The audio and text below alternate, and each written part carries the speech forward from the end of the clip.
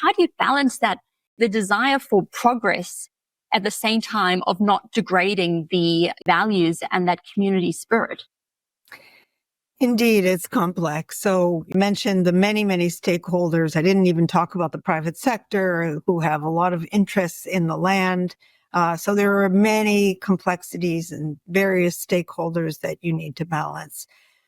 As an economist, I come at this with a very sort of practical perspective, and a lot of that is rooted in data. So I always want to first come in and do the analysis that needs to be done to understand in a very rigorous way what's happening on the ground. Where are people living? Who owns the land? What does mobility and accessibility look like? What do master plans look like in a given place? Who owns given lands? What are the policies that help to decide who gets to own land? Are they restricted? Do they lock out low-income populations? So there's so many factors. So when we come in, usually the thing that I am a huge proponent on is doing good, solid, baseline information, data collection. Sometimes it's qualitative, so it's not just, numbers, but also talking to people, various stakeholders, trying to get a good handle on the situation.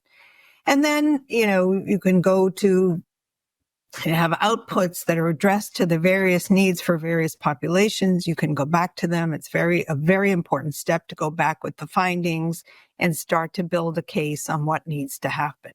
The good news is that we have now, we meaning sort of the development community, have decades of experience of doing this.